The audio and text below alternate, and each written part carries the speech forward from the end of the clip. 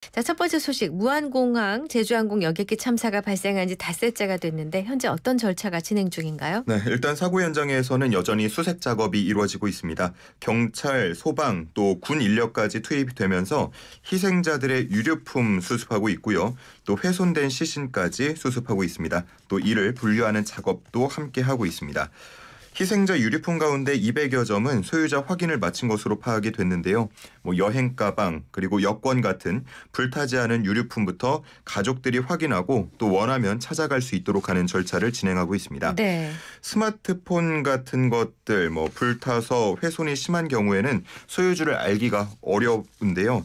이런 디지털 포렌식을 통해서 소유주를 확인해서 또 유가족에게 돌려줄 절차를 진행합니다. 네. 현재까지 희생자 27명이 유가족에게 인도된 것으로 파악이 되고 있고요.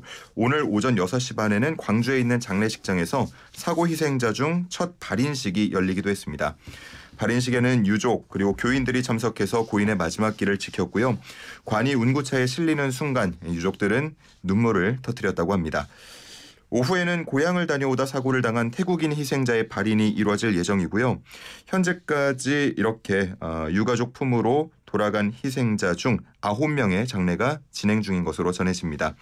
국토부는 가능한 한 온전한 시신 형태로 유가족에게 인도한다는 방침인데 희생자 전체에 대한 인도까지는 시간이 상당 부분 걸릴 것으로 보입니다. 네.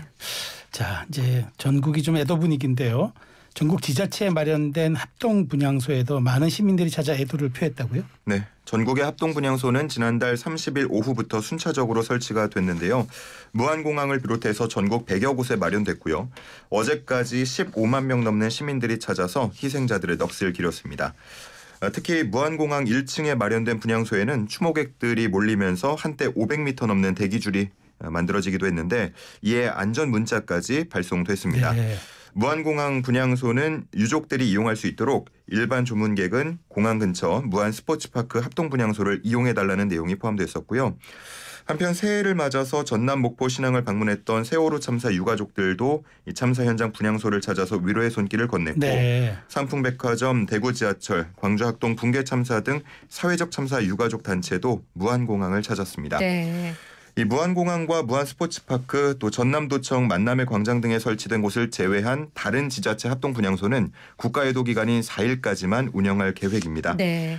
그리고 새해를 맞아서 시무식을 계획하던 각 기관과 기업들도 애도의 마음을 함께했는데 시무식을 취소하고 이메일을 통해서 신년사를 보내서 가름하는 등 이런 애도의 마음을 함께 보냈습니다. 네. 네. 자, 이런 가운데 사고 직전 조종석의 모습이 포착돼 안타까움을 더하고 있다고요. 네, 사고 여객기가 비상 동체 착륙을 하는 모습은 아마 보도를 통해서 많이 그렇죠. 보셨을 많이 겁니다. 네. 이 영상에서 콕핏으로 불리는 조종석 부분이 확대된 사진이 현재 SNS를 통해서 퍼지고 있는데 네. 이 사진을 보면 조종석 안쪽으로 무언가 길게 뻗은 듯한 모습이 보입니다. 네네. 아마도 누군가가 마지막 순간까지 팔을 뻗어서 머리 위쪽에 있는 패널을 컨트롤하려고 했던 모습으로 추정되는 장면입니다. 네. 누리꾼들은 이 사진을 보면서 안타깝다는 반응을 보였고요.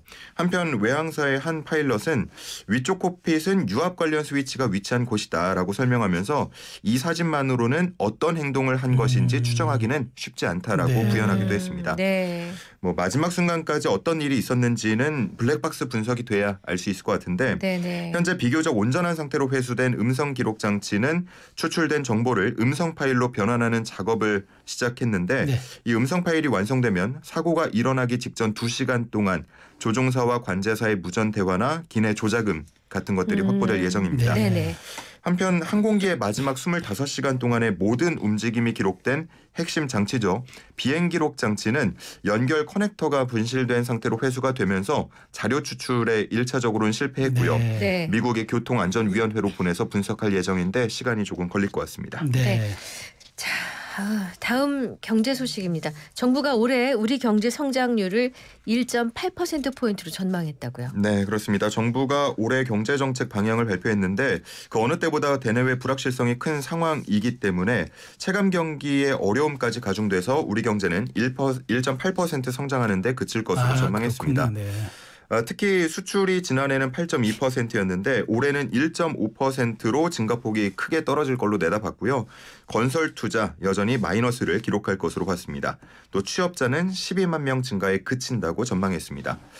앞서서 여러 관계 기관들에서 이 올해 우리나라 경제 성장률 전망치를 내놓은 바 있는데 네네. 한국은행이 1.9%, IMF나 KDI는 2%로 제시한 바 네. 있습니다. 하지만 당시에는 비상계엄 또 탄핵 정국 같은 정치적 불확실성이 고려되지 않은 상태였다는 점 네. 아이고, 우리가 참고를 해야 되겠고요. 네. 이러한 전망에 따라서 정부는 상반기에 재정 집행의 최대한 속도를 낼 방침입니다. 역대 최고 수준인 67%를 집행하면서 민생 경제를 뒷받침하기로 했고 또 18조 원 규모의 공공부문 가용 재원 역시도 연초부터 총동원해서 경기 보강에 나선다는 방침입니다. 네. 이제 몇 주 후면 트럼프 행정부 2기도 출범되죠. 그렇죠. 이 관세 같은 우려가 있는 상황인데 이게 현실화할 경우에는 우리 경제 성장률이 더 떨어질 수도 있다는 전망이 나오고 있습니다. 일부 전문가들은 1% 초반대까지 수정될 것이라고 전망하고 있습니다. 네, 경제적 좀 전망은 암울하긴 한데 그래도 좀 더 나은 경제 활동 기대해 보기로 하고요. 최상목 대통령 권한대행이 이제 헌법재판관 2명을 임명한 데 이어 여기에 대한 이제 후폭풍이 좀 이어지고 있는데 이창용 한국은행 총재도 관련한 입장을 냈다는데 이게 어떤 내용입니까? 예, 이창용 한국은행 총재가 최 권한대행이 경제를 고려해서 불가피한 결정을 했다고 평가했습니다. 정치적인 이해관계에 따라서 평가는 다를 수 있겠지만 최 권한대행은 대외 신인도 하락, 또 국정공백 장기화 등을 막기 위해서 정치보다는 경제를 고려해서 어렵지만 불가피한 결정을 내렸다고 본 겁니다. 그러면서 이런 결정이 앞으로 우리 경제 시스템이 정치 프로세스와 독립적으로 정상 작동할 것임을 대내외에 알리는 출발점이 될 거라고 말하기도 했습니다. 이런 이야기는 오늘 한국은행 별관에서 진행된 시무식 신년사에서 나온 건데요. 이 총재는 준비된 신년사만 하기로 했는데 한마디 더 하지 않을 수 없다라면서 최 권한대행의 헌법재판관 임명 결정을 비판하는 국무위원들을 향한 지적도 남겼습니다. 국정에 책임 있는 국무위원들이라면 임명을 하지 않았을 때 경제가 어떻게 될지에 대해서도 고려해 봐야 한다라면서 같이 노력을 해야 할 시점인데 고민을 하면서 얘기를 했으면 좋겠다라고 직격하는 모습이었습니다. 네. 자, 마지막 소식입니다. 대구시 동대구역에 설치된 박정희 전 대통령 동상의 얼굴이 어떤 인물과 닮았다는 지적이 나온다는데 누구를 닮은 건가요? 네, 바로 홍준표 대구시장인데요. 예, 이와 같은 논란은 지난달 21일 동상을 세운 직후부터 불거졌습니다. 네. 동상 속의 박 전 대통령의 모습을 보면 밀짚 모자를 쓰고 추수를 하면서 활짝 웃고 있는 모습인데 보수논객으로 알려진 변희재 씨가 동상에 안경을 씌워보니 홍준표 대구시장과 얼굴이 똑같다면서 국가보훈처에 박정희 동상이 아니라는 판정을 내려달라는 민원을 제기했다고 밝혔습니다. 아유, 민원까지 네. 제기했어요. 네. 황순규 진보당 대구시당 위원장, 차명진 전 자유한국당 의원 등도 SNS를 통해서 동상의 모습이 실제 박 전 대통령과는 차이가 많이 난다고 의견을 밝히기도 했는데 누리꾼들 역시도 박 전 대통령과 홍 시장의 사진을 비교하면서 그렇다 아니다 여러 의견들을 나누고 있습니다. 한편 대구시는 박 전 대통령 동상의 훼손을 막는다는 명목으로 인력과 장비를 동원해서 지키고 있는데 초소 역할을 하는 트럭을 세우거나 아니면 공무원들이 불침범을 서면서 철통 경비 태세를 갖추고 있습니다.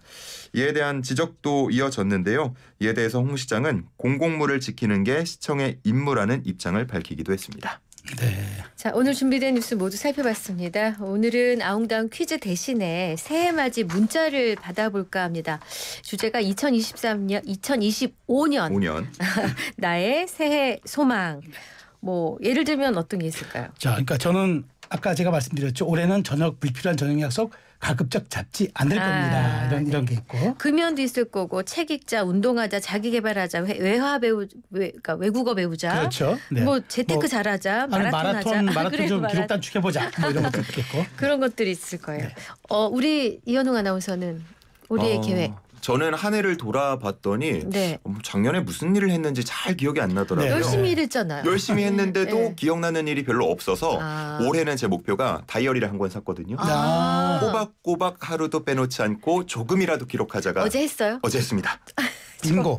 나는 10년째 하고 있어요. 오, 멋집니다. 역시. 네. 자, 좋습니다. 우리 청취자 여러분들께 참여 안내해 드릴 텐데 2025년 나의 새해 소망입니다. 샵 0945 우물정 0945 유료 문자이고요.